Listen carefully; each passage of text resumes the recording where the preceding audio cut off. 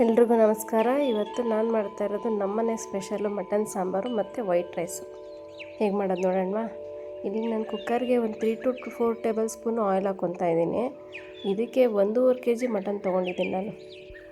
ರುಚಿಗೆ ಎಷ್ಟು ಬೇಕೋ ಅಷ್ಟು ಉಪ್ಪು ನೋಡ್ಕೊಂಡು ಹಾಕೋತಾ ಇದ್ದೀನಿ ನಾನು. ನೀವು ಅಷ್ಟೇ ಉಪ್ಪು ಎಷ್ಟು ಬೇಕೋ ನೋಡಿ ಹಾಕ್ಕೊಳ್ಳಿ. ಮತ್ತು ಇದಕ್ಕೇ ಒಂದು ಅರ್ಧ ಟೀ ಸ್ಪೂನಷ್ಟು ಅರಿಶಿನ ಹಾಕೋತಾ ಇದ್ದೀನಿ. ಆಮೇಲೆ ಜಿಂಜರ್ ಗಾರ್ಲಿಕ್ ಪೇಸ್ಟು ಮಟನ್ನು ಬೇಯಬೇಕಾದ್ರೆ ಹೊಂದ್ಕೊಳ್ಳುತ್ತೆ. ಇವಾಗ ಸ್ವಲ್ಪ ಹಾಕಿ ಅಷ್ಟೇ. ಇದಕ್ಕೆ ನಾನು ಖಾರದ ಪುಡಿ 2 ಸ್ಪೂನ್ ಹಾಕ್ಕೋತಾ ಇದ್ದೀನಿ. ಮತ್ತು 1 ಟೇಬಲ್ ಸ್ಪೂನು ಗರಂ ಮಸಾಲ ಹಾಕ್ಕೊಳ್ಳಿ.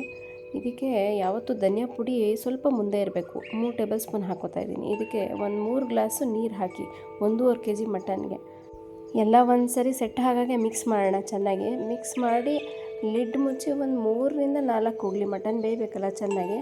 ಅಷ್ಟರೊಳಗಡೆ ಅದಕ್ಕೆ ಮಸಾಲೆ ರೆಡಿ ಮಾಡ್ಕೊಳ್ಳೋಣ. ಈ ಸೈಡು ಬನ್ನಿ. ಇಲ್ಲಿ ನಾನು ಬಾಣಲಿಗೆ 1-2 ಟೇಬಲ್ ಸ್ಪೂನ್ ಎಣ್ಣೆ ಹಾಕ್ಕೋತಾ ಇದ್ದೀನಿ. ಇದಕ್ಕೆ ನಾನು 4 ದೊಡ್ಡ ಈರುಳ್ಳಿ ಹೆಚ್ಚಿಟ್ಕೊಂಡಿರೋದು ಹಾಕ್ಕೋತಾ ಇದ್ದೀನಿ.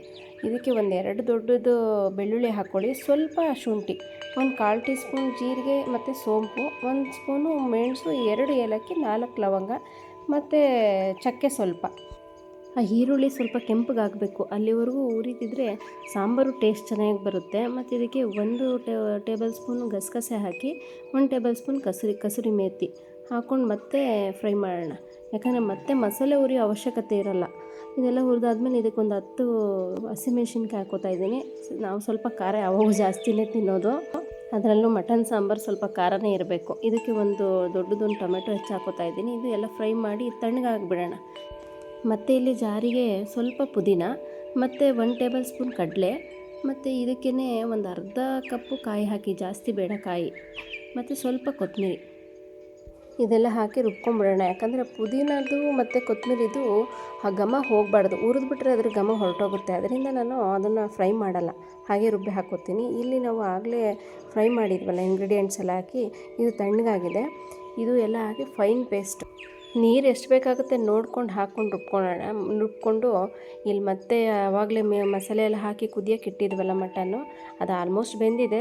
ಇನ್ನು ಈ ಮಸಾಲೆ ಎಲ್ಲ ಹಾಕ್ತಾ ಕುದಿಯೋಷ್ಟೊತ್ತಿಗೆ ಮತ್ತೆ ಮಟನ್ ಚೆನ್ನಾಗಿ ಹೊಂದ್ಕೊಳ್ಳುತ್ತೆ. ಆ ಮಸಾಲೆಗೆಲ್ಲ ಚೆನ್ನಾಗಿ ಹೊಂದ್ಕೊಳ್ಳುತ್ತೆ. ಮತ್ತೆ ಕೂಗಿಸೋ ಅವಶ್ಯಕತೆ ಏನು ಬೇಡ. ನಿಮಗೆ ನೀರು ಎಷ್ಟು ಬೇಕೋ ಅಷ್ಟು ನೋಡಿಕೊಂಡು ಹಾಕ್ಕೊಳ್ಳಿ. ಮಟನ್ ಸಾರು ಸ್ವಲ್ಪ ತೆಳ್ಳಗಿದ್ರೇ ಮುದ್ದೆಗೆ ಅನ್ನಕ್ಕೆ ತಿನ್ನೋಕ್ಕೆ ತುಂಬ ಚೆನ್ನಾಗಿರುತ್ತೆ. ನೀವು ಇದೇ ಥರ ಮಾಡಿ. ನಾನು ಏನೇನು ಹಾಕಿದ್ದೀನಿ 1.5 kg ಮಟನ್ನಿಗೆ ಏನೇನು ಮಸಾಲೆ ಸಮ ಪ್ರಮಾಣದಲ್ಲಿ ಹಾಕಿದ್ದೀನಿ ನೋಡಿಕೊಂಡು ನೀವು ಹೀಗೆ ಮಾಡಿ. ತುಂಬ ಅಂದರೆ ತುಂಬ ಚೆನ್ನಾಗಿರುತ್ತೆ. ಇಲ್ಲಿ ಸಾಂಬಾರು ಕುದೀತಿದೆ. ಅಷ್ಟರೊಳಗಡೆ ನಾವು ಈ ಸೈಡು ವೈಟ್ ರೈಸ್ ಮಾಡ್ಕೊಳ್ಳೋಣ. ವೈಟ್ ರೈಸ್ ಅಂದರೆ ನಾನು ಸ್ವಲ್ಪ ಮಟನ್ ಸಾಂಬಾರು ಮಾಡಿದಾಗ ಮಾತ್ರ ಬೇರೆ ಥರ ಮಾಡ್ತೀನಿ. ಅದು ತಿನ್ನೋಕ್ಕೆ ರುಚಿ ಇನ್ನೊಂಚೂರು ಜಾಸ್ತಿ ಆಗುತ್ತೆ.